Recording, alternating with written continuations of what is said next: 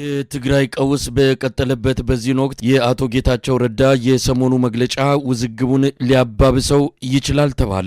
በሪዮት ሚዲያ ላይ የቀረቡት አቶ ጌታቸው ረዳ በርካታ አወዛጋቢ ጉዳዮችን ማንሳታቸው በሁለቱ አንጃዎች መሃል የተፈጠረውን ፍጥጫ ሊያካርረው ይችላል ሲሉ አንዳንድ የትግራይ የፖለቲካ ልሂቃን በመግለጽ ላይ ናቸው። በተለይም ከኤርትራ መንግስት ጋር ግንኙነት ያላቸው የዶክተር ደብረጽዮን ቡድን አባላት እንዳሉና በቅርቡም ስማቸውን በይፋ እንደሚገልጹ አቶ ጌታቸው መናገራቸው ውዝግቡን ይበልጥ ሊያባብሰው እንደሚችል ነው የፖለቲካ ልሂቃኑ በመግለጽ ላይ የሚገኙት። ጠበቃና የህግ ባለሙያ አቶ አበራ ንጉስ በአቶ ጌታቸው ረዳ የተነሱት ጉዳዮች ልዩነቱን ይበልጥ በማስፋት ቀውሱን ሊያባብሱት እንደሚችሉ እጠብቃለሁ ብለዋል። አቶ ጌታቸው ምክትላቸው ከነበሩት ከሌተናል ጀነራል ታደሰ ወረደ ጋር የነበራቸው ጤናማ ያልሆነ ግንኙነትን